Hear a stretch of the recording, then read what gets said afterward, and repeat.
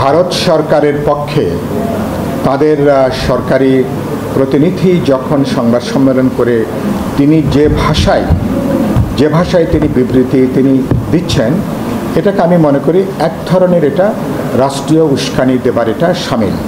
এবং বিজেপি দলগতভাবে আপনারা জানেন, বিজেপি আজকে থেকে না, বিজেপি অতীত আওয়ামী লীগ সরকারের সময় থেকে তারা আওয়ামী লীগকে তারা পেলা দিয়ে রাখতে যে পুরো বাংলাদেশ এবং তার 17 কোটি মানুষের বিরুদ্ধেই বাস্তবে তারা অবস্থান নিয়েছিল। এখানকার গণতান্ত্রিক অধিকার, এখানকার ভোটের অধিকার, গণতান্ত্রিক অধিকারের বিরুদ্ধে তারা অবস্থান নিয়েছিল।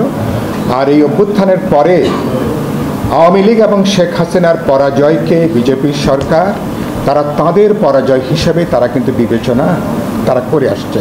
সুতরাং এবং এখনও পর্যন্ত কারণে অকারণে তারা একটা বাংলাদেশ বিরোধী তৎপরতা, গণ অভ্যুত্থান বিরোধী তৎপরতা, অন্তর্বর্তী সরকার বিরোধী তৎপরতা তারা অব্যাহত রেখেছে। এবং এটাকে তারা বৈশ্বিক ক্যানভাসে তাদের যতগুলো বৈশ্বিক নেটওয়ার্ক আছে সেখানে, যেটা ইতিমধ্যে আমরা উল্লেখ করেছি, বাংলাদেশকে একটা অসহিষ্ণু দেশ, একটা জঙ্গিবাদী দেশ, একটা সাম্প্রদায়িক দেশ, যেখানে ধর্মীয় জাতিগত সংখ্যালঘুরা গুরুতরভাবে বিপন্ন, এরকম একটা চেহারা দেবার একটা সংগঠিত পরিকল্পিত তৎপরতা আছে, যেটাকে আমরা বিরোধিতা করি।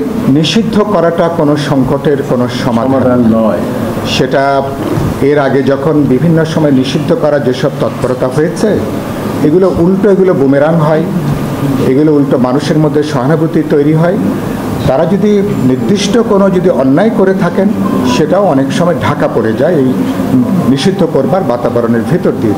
কাউকে যদি মোকাবেলা করতে চান যে কোনো আধুনিক গণতান্ত্রিক সমাজে, আপনি কথা বলবেন, রাজনৈতিকভাবে মোকাবেলা করবেন, সেখানে আইনি প্রক্রিয়া আছে। তাদের যদি কোনো নির্দিষ্ট কোনো অপরাধ থাকে, অন্যায় থাকে, বিচারিকভাবে সেটা হতে পারে। কিন্তু নিষিদ্ধ করবার মধ্য দিয়ে আমি মনে করি কোনো রাজনৈতিক সংগঠন অথবা কোনো ধর্মীয় সংগঠনকে এটা সংকটের সমাধান করবে না, বরঞ্চ পরিস্থিতিকে অপ্রয়োজনীয়ভাবে আপনি আরও উত্তেজনার দিকে আপনি নিয়ে যাবেন।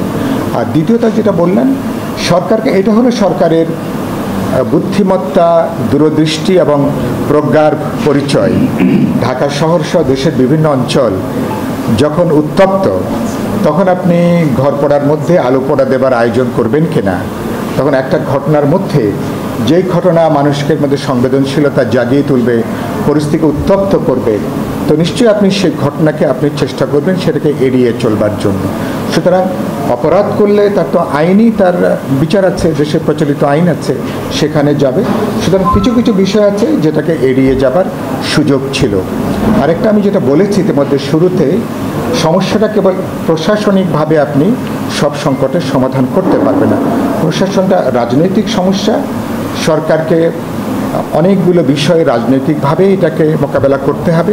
সেটার জন্য রাজনৈতিক দল, ছাত্র, তরুণ সহ জনগণের সমস্ত অংশকে নিয়ে আলাপ আলোচনা করে এই সমাধানের পথটা বের করতে হবে। সুতরাং এটা না হলে যে কোনো সময়, যেটা আপনি বললেন না, যে কোনো সময় কিন্তু আমাদের পথ হারানোর ঝুঁকি থাকবে।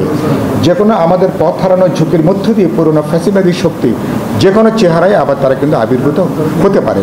এ ব্যাপারে আমরা প্রত্যেককেই আরও বেশি দায়িত্বশীল হবার জন্য আমরা আহ্বান জানাই।